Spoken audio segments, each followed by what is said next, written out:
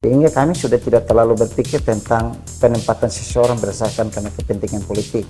Ingat bahwa revolusi itu ya atau perubahan itu ya ada konsekuensi. Kalau lantik tanpa SK itu tidak mungkin. SK dibuat tanpa Pertek juga itu tidak mungkin. Pelantikan, makanya dalam diktum memutuskan apabila di kemudian hari terdapat kekeliruan maka akan tinjau kembali. Nah, berproseslah mulai dari pelantikan sampai ini kan kita tinjau. Ada tidak pelantikan ini yang tidak sesuai dengan Pertek dan lain-lain? Kan ternyata kan tidak ada.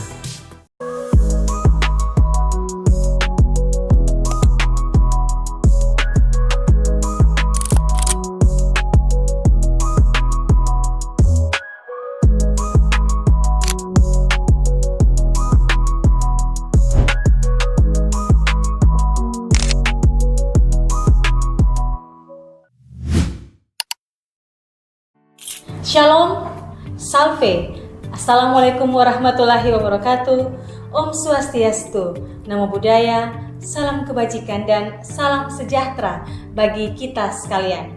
Selamat bergabung dalam podcast Kabupaten Kupang Emas tahun 2026, pelopor perubahan menuju Kabupaten Kupang Emas. Bersama saya, Lili Pandi, kembali ke ruang layar saudara.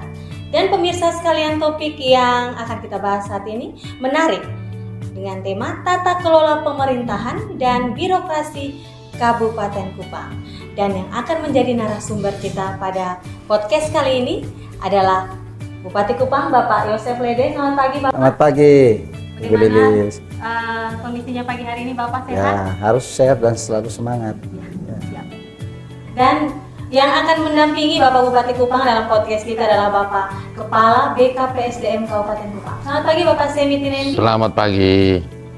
Sehat Bapak, dari senyumnya kelihatan luar biasa. Sehat, ya, sehat. Sehat selalu ya Bapak mengurusi semua pegawai di Kabupaten Kupang tercinta ini Bapak. Iya.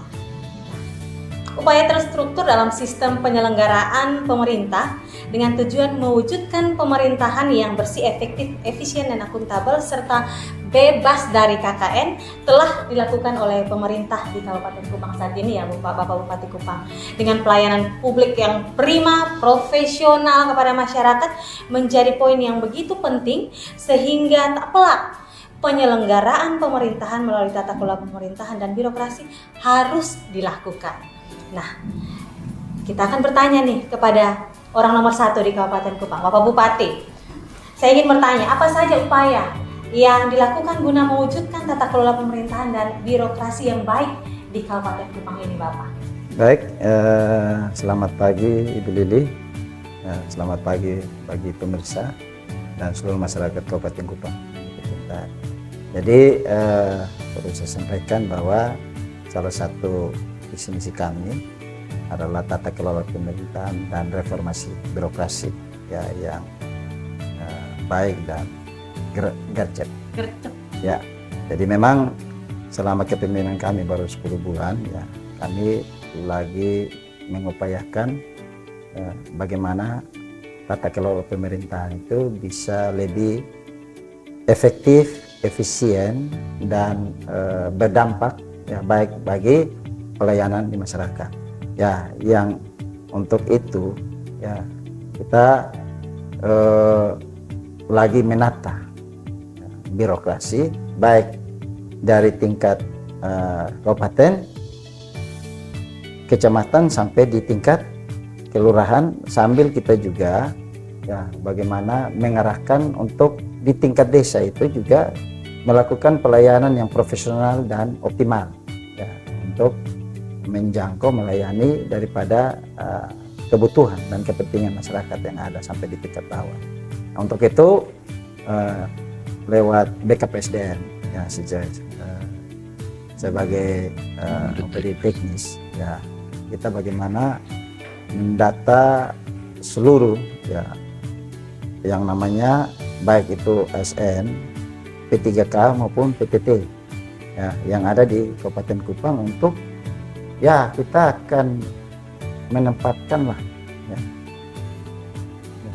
para ASN itu sesuai dengan ya, kualifikasi ilmu ya, dan lain. Memang dalam beberapa bulan terakhir ini kami sudah melakukan beberapa kali mutasi dua, ya, baik itu pejabat eselon 2, eselon 3, 4, ya, para kepala sekolah, para kapus, ya, camat dan lurah.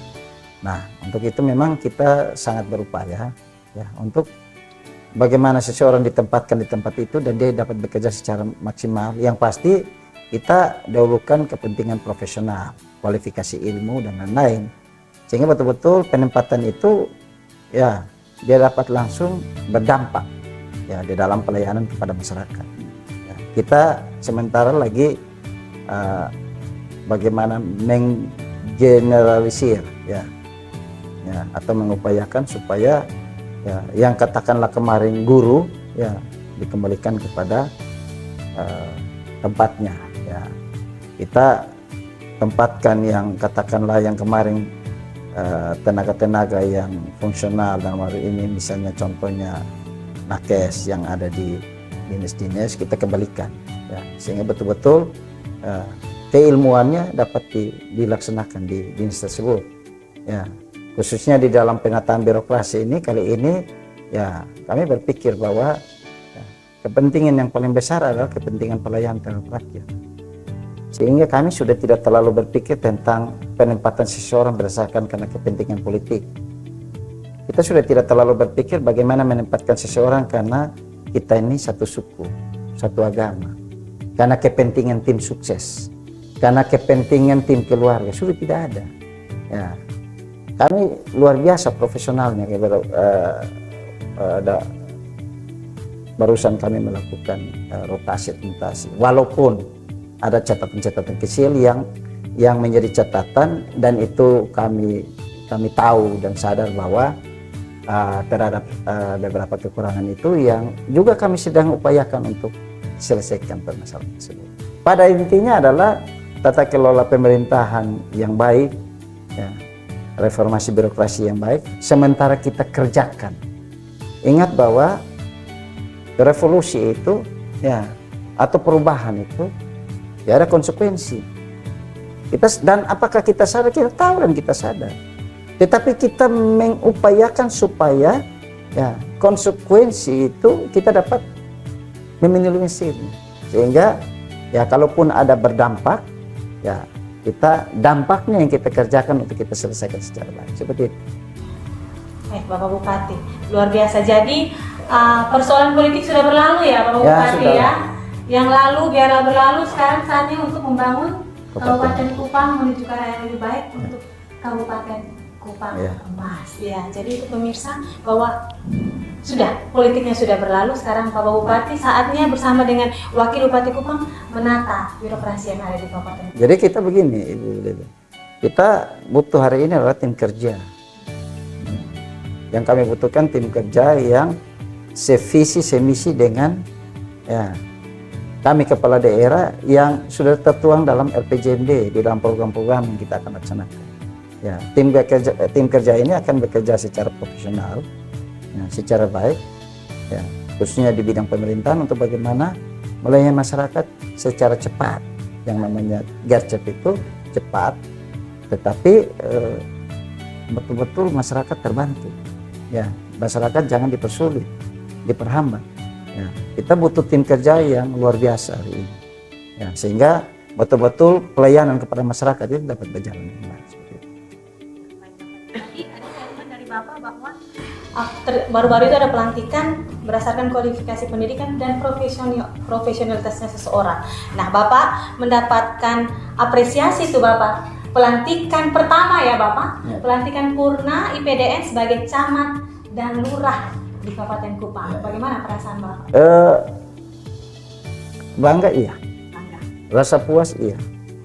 Ya, jadi tapi pada intinya begini, sebagai kepala daerah saya hanya ingin melaksanakan perintah undang-undang. Ya. Jadi sebagai kepala daerah saya merasa bangga karena yang saya laksanakan dalam pelantikan itu yang pertama melaksanakan perintah undang-undang, khususnya undang-undang 23 tahun 2014 tentang otonomi daerah, pasal 224 kalau salah ya, tetap melaksanakan perintah undang-undang. Yang kedua juga menyangkut dengan tata kelola pemerintahan dan reformasi birokrasi yang dicanangkan oleh Kementerian Menpan RB, sehingga kita laksanakan. Ada konsekuensi pasti ya, karena kita membutuhkan kemarin itu 41 jabatan yang mesti terisi ya. Jadi saya bilang biasa, yang tidak ada revolusi yang tidak ada konsekuensi ya.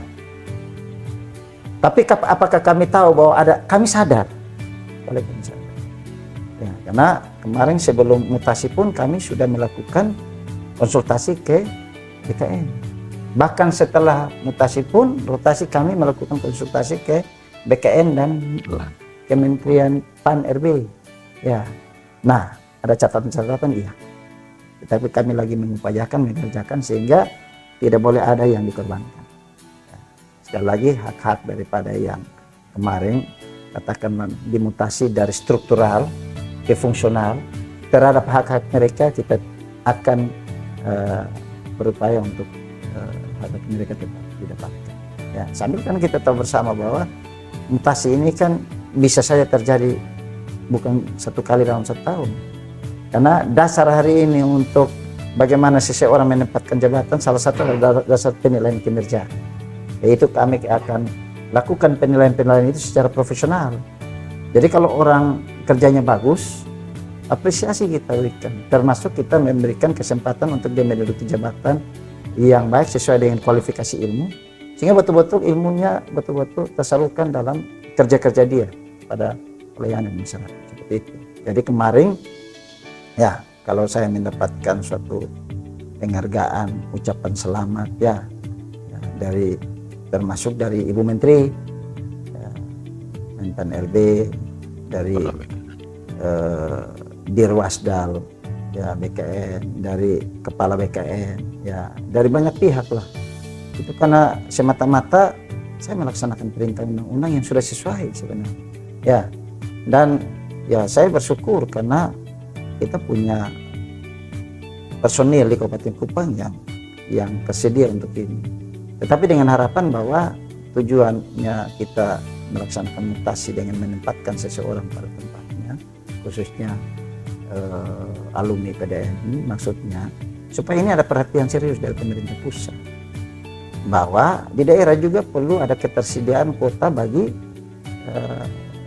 kita punya anak-anak untuk kalau bisa diterima menjadi raja lah ya, supaya regenerasi di dalam penempatan pemimpin di wilayah katakanlah kelurahan dan kecamatan ini selalu tersedia.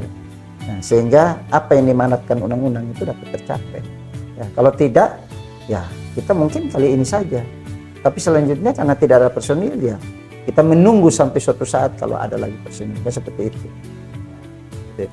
Baik, jadi menarik ya Bapak bahwa bukan hanya pelantikan camat dan lurah, tapi pelantikan yang kemarin sudah dilaksanakan adalah sesuai dengan perintah undang-undang dan regulasi. Jadi sudah pada relnya ya Bapak ya, begitu ya Bapak Kaban BKPSDM. Dan walaupun ada seperti tadi Bapak sampaikan bahwa ada catatan-catatan, tapi itu saat ini sedang ditindaklanjuti ya Bapak, dikerjakan dan diselesaikan dalam tempo yang sesingkat-singkatnya. Gercep ya Bapak?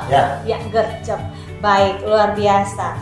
Nah, Bapak, peran birokrat dalam mendorong inovasi di daerah, terutama dalam melakukan pelayanan publik yang langsung di tengah-tengah masyarakat. Ya, jadi reformasi birokrasi dan tata kelola pemerintahan yang baik, efektif, efisien dan gercep itu sesuai dengan visi misi kami, saya dan Ibu Wakil Bupati. Ya ini kita lagi kerjakan secara baik. Ya, bahwa terjadi pelayanan-pelayanan, contohnya kita kemarin kalau masyarakat itu datang urus KTP di Kabupaten Kupang, di Capil, memang belum semua, tetapi sudah sebagian di tingkat kecamatan itu sudah urus. Itu salah satu ya, salah satu. Yang kedua, bahwa kemarin juga terjadi yang akan nanti kita kukuhkan terhadap SOTK yang baru ya, bahwa kita akan efektifkan tetapi akan efisien ya. OPD kita merampingkan tetapi fungsinya tetap ada Ya, sehingga betul-betul ini juga tata kelola pemerintahan yang efektif dan efisien. Sehingga kita sadar bahwa dengan hari ini efisiensi anggaran, keterbatasan anggaran, kekurangan anggaran, tetapi tidak menutup ya semangat kita dalam melayani. Ya, semangat kita dalam melayani. Ya, jadi jangan karena ada efisiensi ya kita kendor.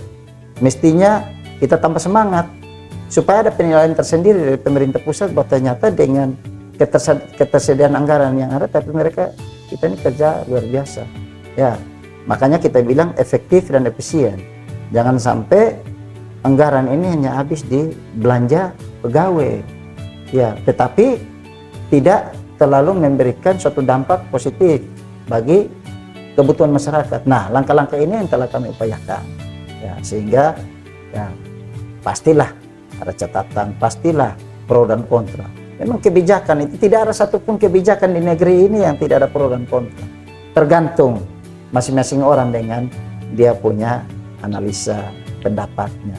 Dan kami sangat berharap bahwa dengan langkah-langkah yang kami ambil ini, mungkin ada catatan-catatan ini juga kita mengharapkan ada masukan-masukan, ya, kritik, masukan-masukan yang konstruktif untuk bagaimana ya pemerintah dapat lebih berbenah lagi ya, sehingga betul-betul tata kelola pemerintahan dan reformasi birokrasi yang ada di Kabupaten Kupang ini bisa lebih baik, lebih efektif, lebih efisien, tapi berdampak ya, baik bagi pelayanan pemerintahan yang ada di Kabupaten Kupang, seperti itu. Baik Bapak, menarik. Tadi Bapak sampaikan bahwa akan bangun komunikasi-komunikasi.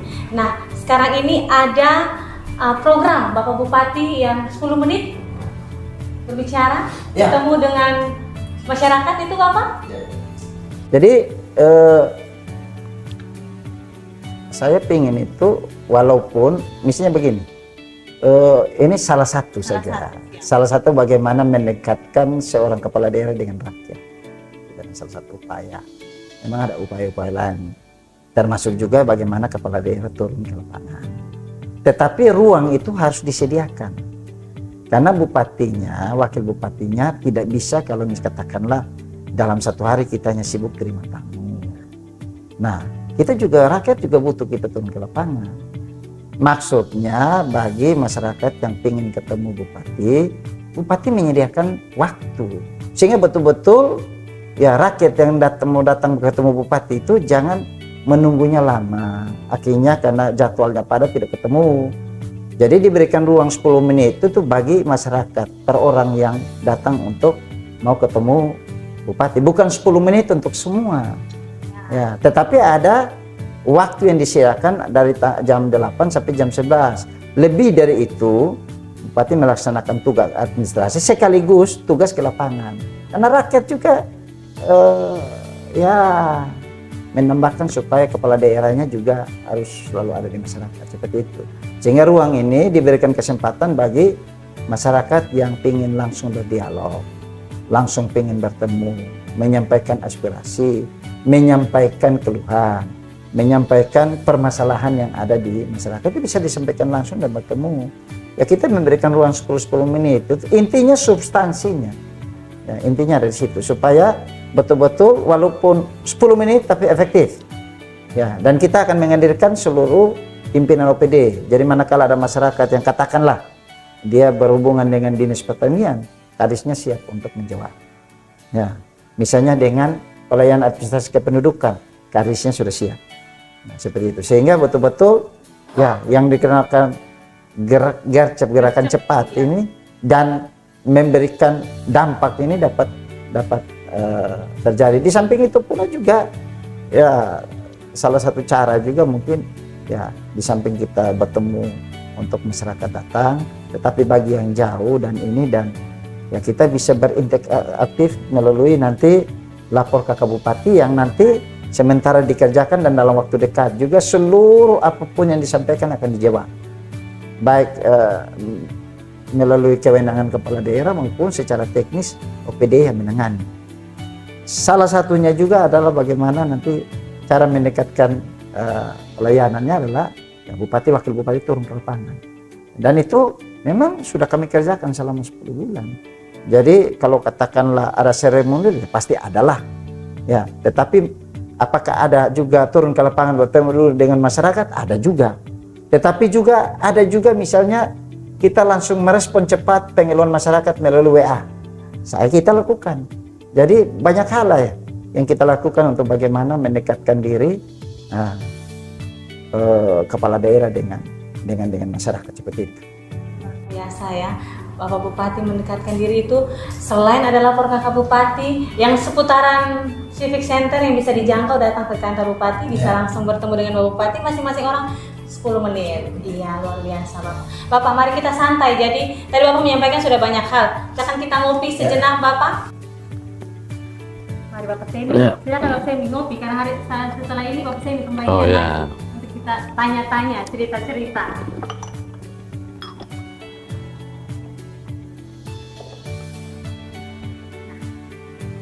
Bapak Kepala BKPSDM. BKPSDM itu Badan Kepegawaian dan Pengembangan Sumber Daya Manusia.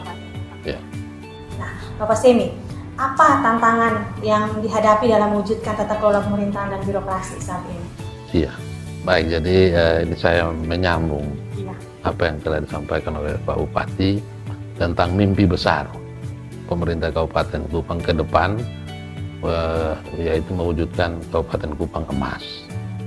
Pak Bupati juga tadi sudah menjelaskan bahwa untuk mewujudkan visi dan misi ini butuh sebuah tata kelola pemerintahan yang benar-benar harus baik. Dan untuk mewujudkan tata kelola pemerintahan kita juga butuh birokrasi yang cerdas, birokrasi yang kreatif, yang profesional, dan gercep. Dan oleh karena itu, maka upaya-upaya harus dilakukan. Upaya yang sudah dilakukan tadi sudah sangat jelas digambarkan oleh Pak Bupati. Salah satu yaitu melalui rotasi, pelantikan, pengukuhan, dan sebagainya.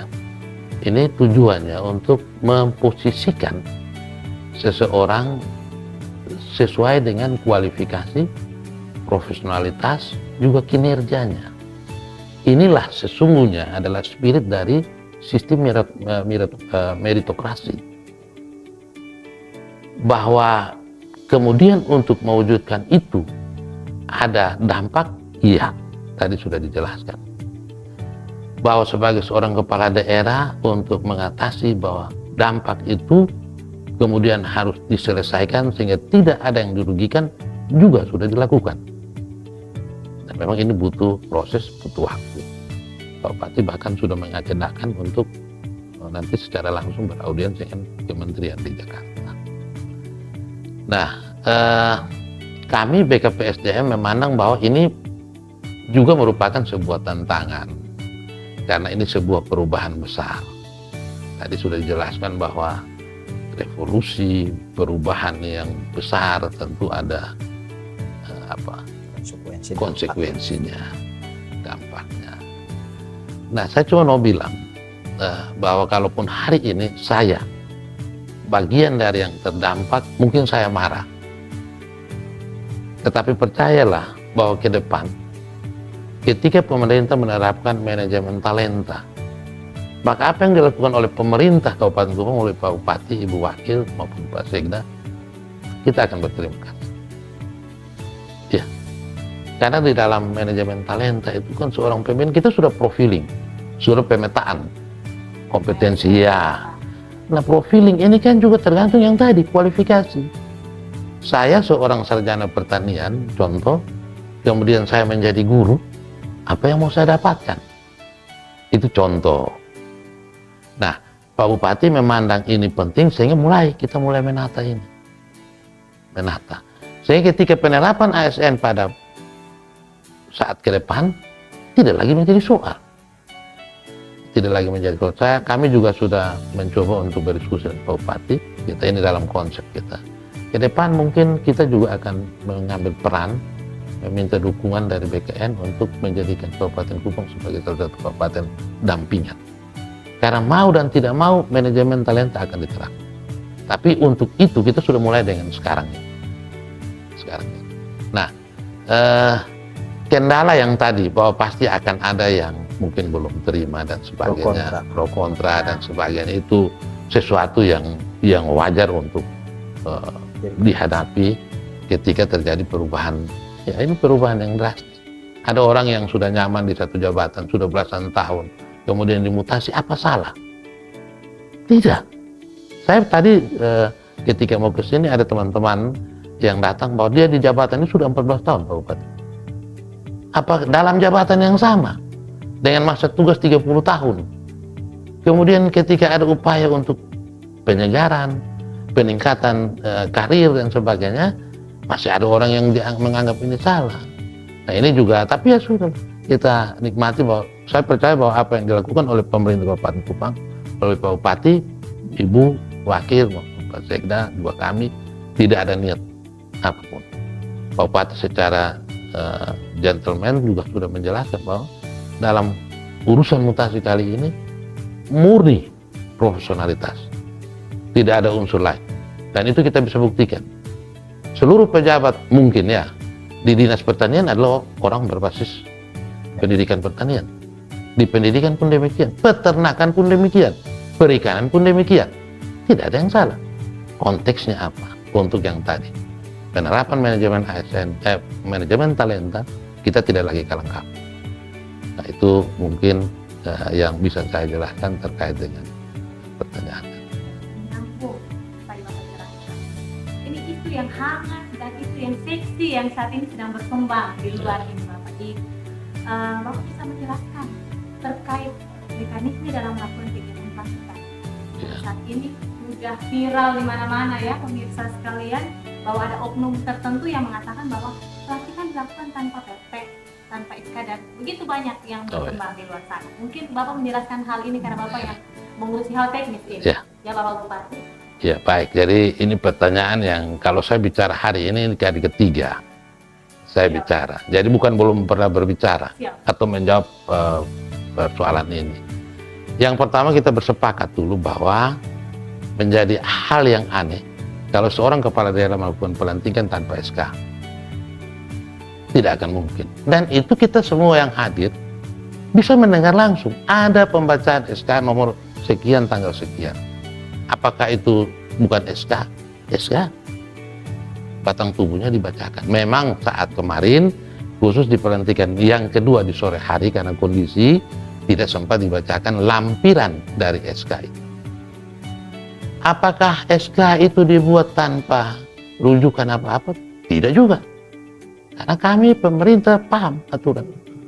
SK dibuat berdasarkan pertek yang dikeluarkan oleh BKN atas usulan yang disampaikan oleh pemerintah. Jadi SK tidak muncul sendiri.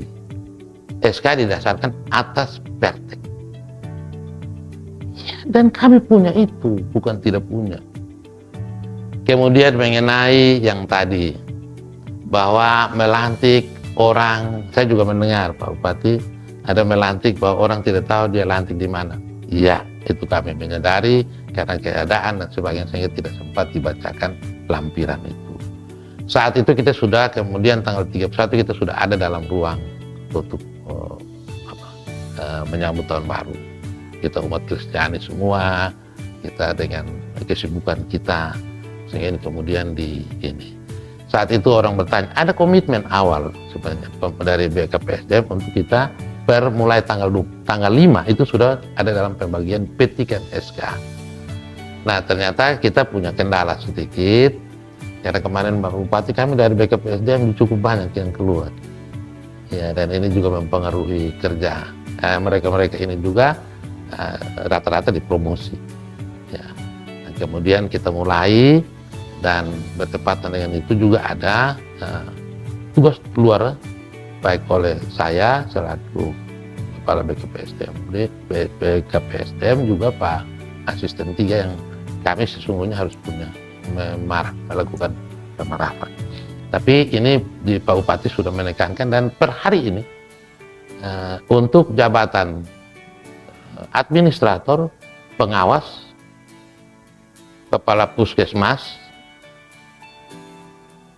itu semua sudah siap untuk bagikan. Sekarang sudah mulai dari pagi sudah ada yang datang untuk mengambil. Jadi selain SK ada SPMT, juga ada fakta integritas yang nanti bersangkutan tanda tangan.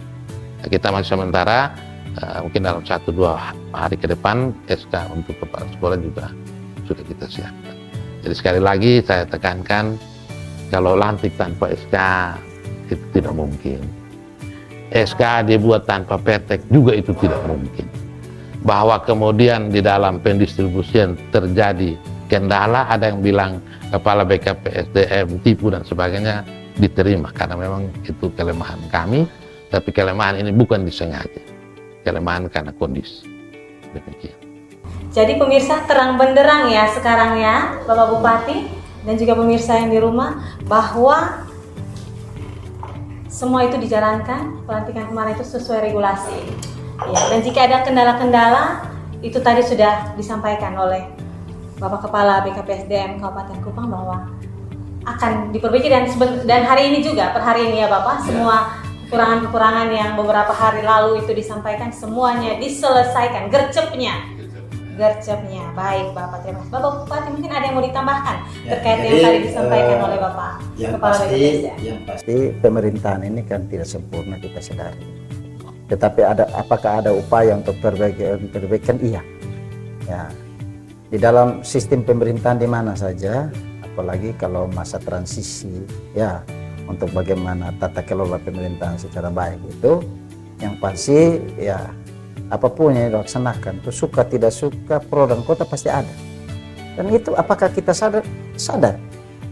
Karena katakanlah secara teknis tadi sudah sampaikan Pak Kadis bahwa ada bahkan ada yang sudah 18 tahun, 16 tahun tidak pernah naik pangkat, ya, dan lain-lain. Kita hanya bagaimana menghormati pengabdian seseorang. Jadi manakala kita menghormati pengabdian seseorang yang katakanlah sudah belasan tahun tidak pernah dipromosi, ya, nanti apakah ada dampak ikutan? Ada. Dan apakah kami tahu? Tahu. Tetapi langkah-langkah bijak ini kami lakukan hanya semata-mata untuk bagaimana seseorang itu dihormati, dihargai sesuai dengan pengabdian.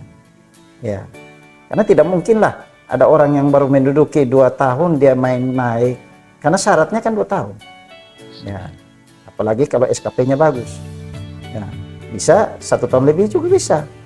Tetapi kami hanya mau mengupayakan yang selama ini terjadi, orang punya kompetensi, kemampuan, orang punya spesifikasi ilmu, kualifikasinya bagus. Tetapi mungkin saja karena ada pertimbangan politik, mereka tidak pernah diberikan kesempatan untuk saya hari ini dengan Ibu Aki mau profesional. Ya, kami pingin, apalagi kalau dia punya kemampuan, ya kenapa tidak diberikan kesempatan? Nah, jadi terhadap pelantikan kemarin itu, ya proses, ingat kita berproses ini bahkan sampai 8 bulan. Ya, kalau kita belajar, saya kan sudah di pemerintahan ini sudah 3 periode, masuk periode keempat lah. Kita tidak melihat ke belakang, tapi kita bicara tentang fakta, ya, bahwa ada yang bahkan sudah belasan tahun juga tidak diberikan peluang atau kesempatan padahal punya kemampuan. Jadi kalau bicara tentang mutasi kali lalu, apakah ada kekurangan? Iya. Dan kita sadari itu, tetapi kita lagi berupaya untuk itu kekurangan itu kita selesaikan secara baik. Menyangkut dengan pertek, pertek ini kan tidak semua orang harus tahu. Ya. Bahkan hanya seorang kepala daerah saja memiliki apa? Paspor. Akun. Ya, akunnya hanya kepala daerah.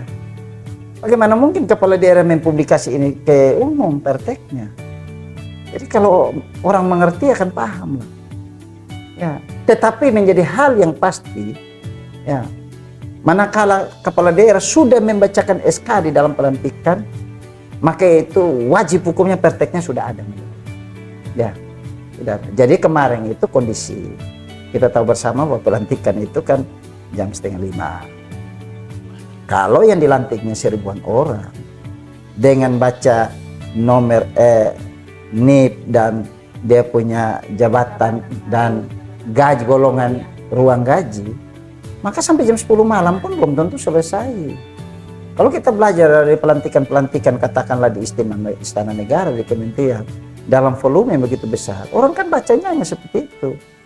Tetapi ingat, ya, biar ini kami sampaikan bahwa tidak ada satupun pelantikan dimanapun yang tidak ada SK, yang tidak mendapat persetujuan atau praktek dari kementerian. Karena sistem mutasi sangat berbeda dengan beberapa tahun yang lalu. Manakala lantik tanpa praktek, maka hak-hak orang juga akan hilang. Dan kami tidak akan berani melakukan itu.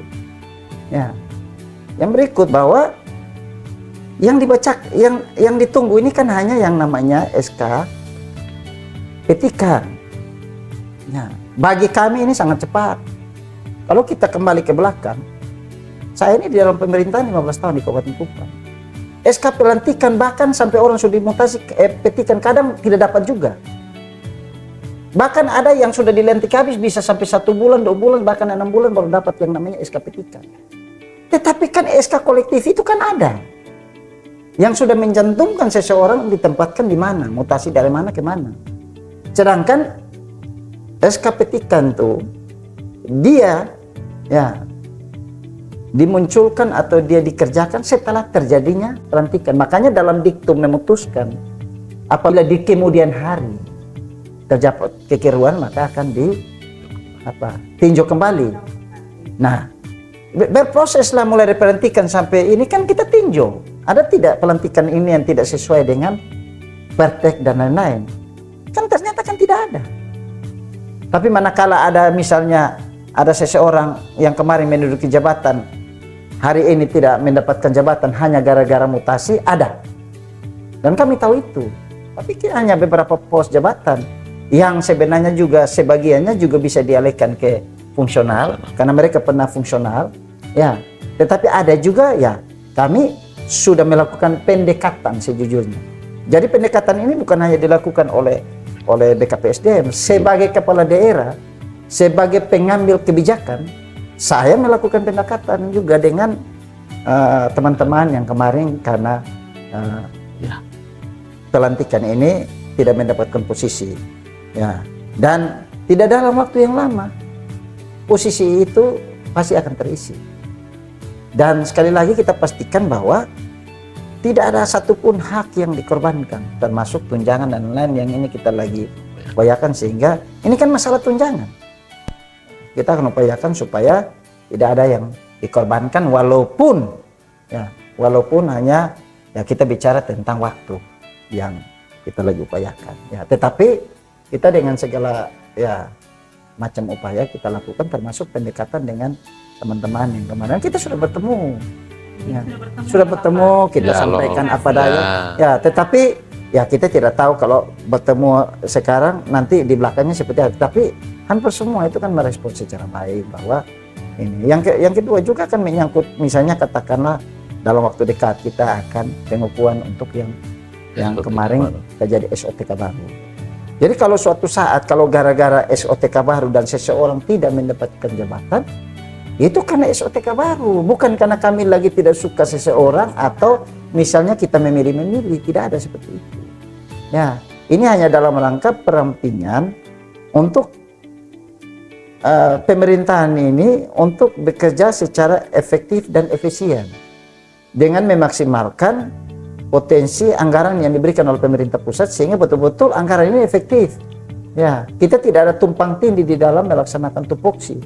Ya, intinya fungsinya tetap jalan walaupun terjadi perampingan dan tidak ada satupun yang terabaikan. Karena ingat, SOTK baru ini kan sudah menjadi sebuah peraturan daerah. Sudah perdanya. Yang kedua, anggaran APBD 2026 ini sudah menggunakan SOTK baru. Sehingga kalau ke depan ini dalam waktu yang dekat ini, kalau khusus SOTK baru, prakteknya sudah diusulkan. Ya tidak lama dalam waktu minggu ini sudah muncul praktek khusus SOTK baru.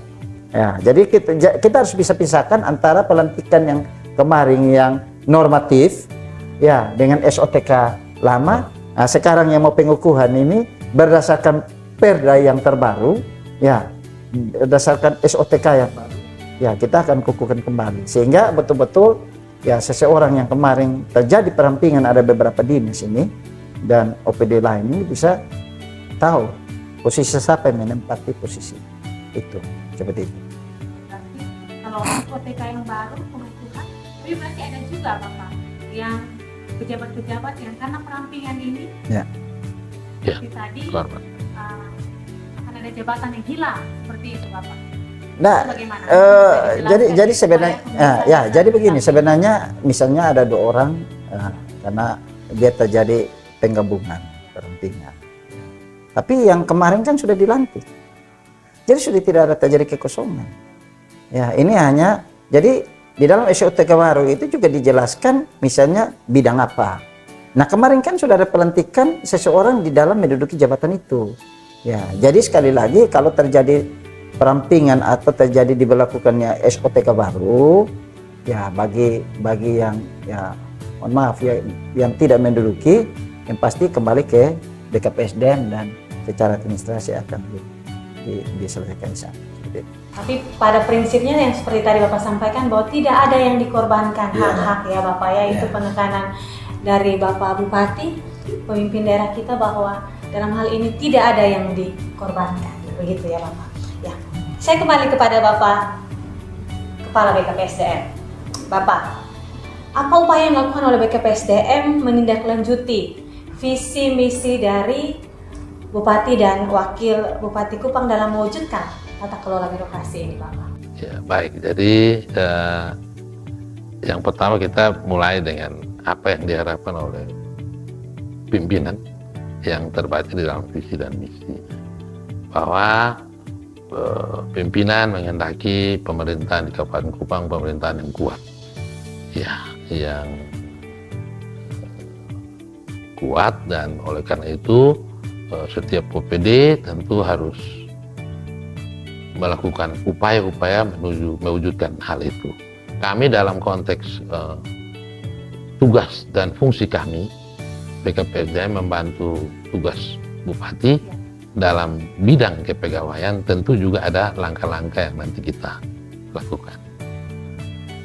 Yang pertama bahwa kita seperti yang tadi, alat ukur bahwa reformasi birokrasi sudah jalan atau belum, itu dari pencapaian kinerja setiap OPD. Nah, untuk mengukur kinerja seseorang PNS, itu tentu butuh alat ukurnya. Nah, terkait dengan hal itu, kemarin pemerintah Kabupaten Kupang melalui Pak Bupati sudah melakukan kerjasama dengan Undana, dan kami sementara nanti dengan Pak Sekda kita berusaha untuk mengkonkretkan ini. Pak Bupati izin, mungkin saya belum sempat laporkan juga kemarin, saya juga bertemu dengan peneliti dari BRIN, dia pindahan dari LAN, yang juga menawarkan konsep untuk bagaimana kita memaksimalkan atau meningkatkan kinerja ini dengan memaksimalkan pembayaran TPP. Jadi tidak, kalau yang sekarang kan kita sama, masuk tidak masuk minta maaf Pak Bupati kita sama. Nah, dia tidak lagi menambah anggaran, tapi dia mau membantu kita mendesain ada satu aplikasi yang kemudian pembayaran ini berdasarkan kita punya tingkat kehadiran. Nah, yang masuk ada pengurangan 10% contoh, maka yang 10% ini menjadi reward bagi yang baik. Nah, ini kita saya sementara pelajari ini, nanti kita lapor di Pak Bupati. Nah, itu upaya-upaya. Memang ini membutuhkan sudah dalam tataran bagaimana birokrasi ini diatur sesuai dengan era digitalisasi ini. Kita tidak mungkin lagi bicara manual, karena bicara manual ini lebih banyak dominan rasa. Iya. Nah, kalau digitalisasi apalagi dengan apa yang sudah dimulai oleh Pak Bupati dengan beberapa aplikasi, ini harus kita dukung.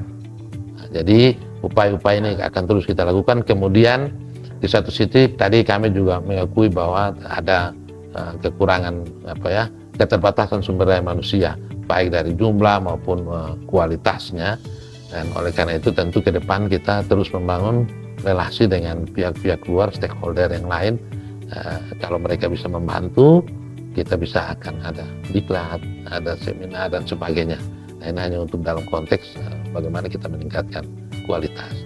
Kami sadari Pak Bupati, kami pejabat struktural di BKPSDM ini rata-rata semua baru, tapi mereka punya semangat. mereka punya semangat, kita buktikan dengan yang sudah dilakukan dalam beberapa hari. Tapi mungkin kita juga perlu juga memperkuat mereka dengan ilmu-ilmu yang baru untuk mereka melalui BIMTEK, Diklat, dan sebagainya. Memang ini tidak diharapkan, tapi mungkin dengan cara kita, dengan upaya dari Pak Bupati, kayak tadi, dari BRIN, dia siap membantu kita, dari Undana siap membantu kita. Nah, ini yang nanti coba kita kerjakan. Ya.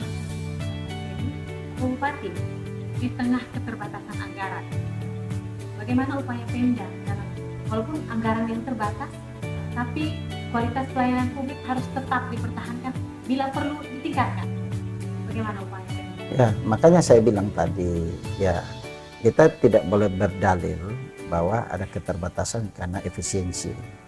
Tetapi kita memaksimalkan seluruh potensi yang ada, khususnya dalam pelayanan. Tidak boleh ada pelayanan yang terbelengkalai hanya gara-gara alasan kekurangan anggaran. Yang pasti kita sangat berharap bahwa seluruh ASN di Kabupaten Kupang itu punya niat, bagaimana niat untuk melayani.